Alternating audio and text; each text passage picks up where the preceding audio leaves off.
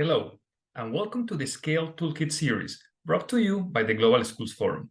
Our mission is to empower early-stage educational organizations in low and middle-income countries, providing them with the tools and best practices they need to scale effectively, sharing and bringing all our learnings from the Impact at Scale Lab program. Today, we'll be diving into the cost structure tool, a tool designed to strengthen the financial feasibility of your solution as part of the DBF framework. For those unfamiliar, DBF stands for desirability, viability, and feasibility. And the DBF framework is critical and central to our approach, outlining the fundamental components that can indicate whether your organization is getting prepared for scale. If you haven't taken the DBF assessment, we highly encourage you to do so. It can help you reflect on your priorities and understand how this specific tool aligns with your overall journey to scale. You can easily find it in the Scale Toolkit website. But for now, let's dive into the cost structure tool.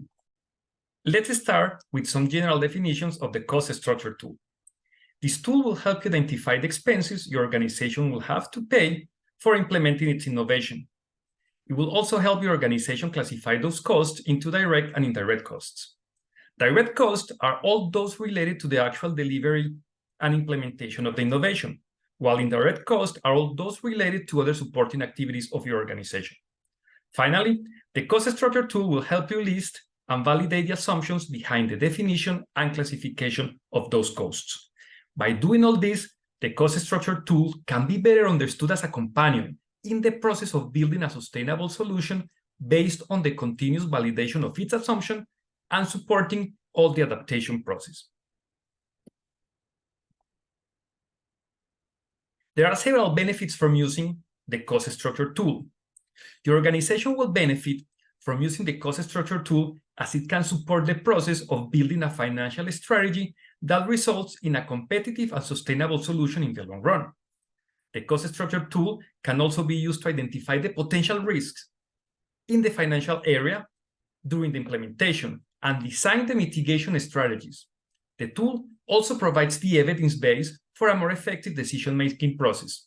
Finally, the cost structure tool generates a proactive approach to design the strategies needed to adapt and improve the implementation of the innovation.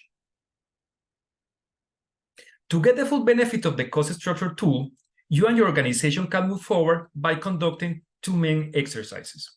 In the first exercise, the costs are identified and then classified into direct and indirect costs. As mentioned before, direct costs are those specifically related to the actual implementation and delivery of the innovation. Indirect costs are all those related to the supporting activities linking to the overall and general operation of the organization. Once all those costs have been identified and classified, a key core cost metric can be estimated. For instance, it can be estimated the cost per child of actually implementing your innovation. And comparing that cost per child with an existing option in the market can help to determine and to define how competitive is your solution right now. The second exercise aims at testing and validating the assumptions behind the cost that were identified in the previous first exercise. For that purpose, a certainties, suppositions, and doubts matrix is built. In this case, the assumptions are classified into three groups. First, what is true and can be known for sure, the certainties.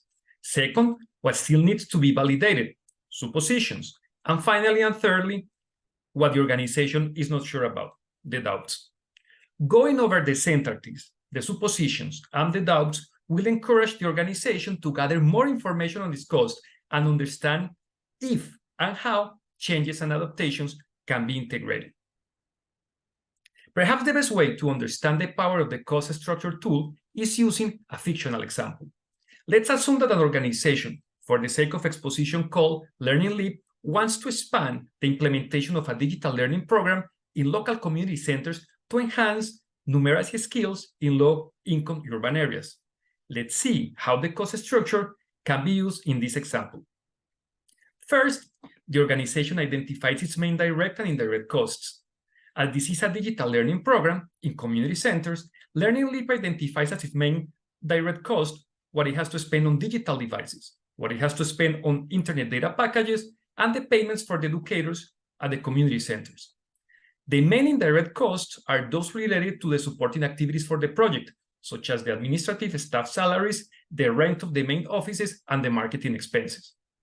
After identifying all those costs, the organization can compute the cost of delivering its innovation per child. In this case, as we can see, the cost, $10 per child, is $2 higher than the cost of the best benchmark innovation already available in the market. After identifying and classifying the costs, it's time to assess the certainties, suppositions, and doubts behind the cost information that we just compiled for Learning Lead. As for the certainties, the organization is sure about the expenses coming from the cost of the digital devices, the office rent, and the internet connectivity. Those costs are known and are predictable. The organization also knows it has to pay for the digital devices and the internet connectivity, as current level of access to digital devices and internet is very low in the communities where it intends to implement its program. As for the suppositions, the organization defines some costs based on certain assumptions. For instance, it is assuming that it can partner with local schools and local community leaders and local organizations to reduce its marketing cost. It is also assuming that teachers in the local communities can provide all the other possible supports users may need. What the organization doesn't know is how much it will have to spend on the maintenance of the digital devices, and if all possible technical support can be offered through the community center. It also doesn't know if the cost of internet can be lowered by partnering with telecommunication providers. Finally, the organization doesn't know how much it will cost to fully develop and upgrade its learning program. With all these certainties, suppositions, and doubts, then, what can we do next? Well, the organization needs to collect more information on its certainties, suppositions, and doubts. It can do so by conducting pilots, deepening its knowledge about the markets, bringing in experts and consultants, holding consultations with local communities, conducting financial simulations under different scenarios based on the variations of its supposition and the doubts. The key to success is to keep exploring and consolidating the information to be used for designing the strategies with an ultimate goal: having a competitive and sustainable innovation in the long run. Now that we have explored the cost structure tool, you can enhance your strategy, especially in your financial planning and sustainability. To gain a comprehensive perspective on your strategy, go back to your DBF assessment scores. If you haven't taken the assessment, please do it. Now is the perfect time.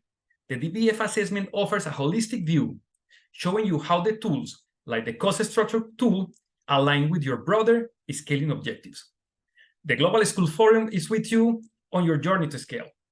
For additional strategy tools, inspiring case studies, please visit the Scale Toolkit website. See you along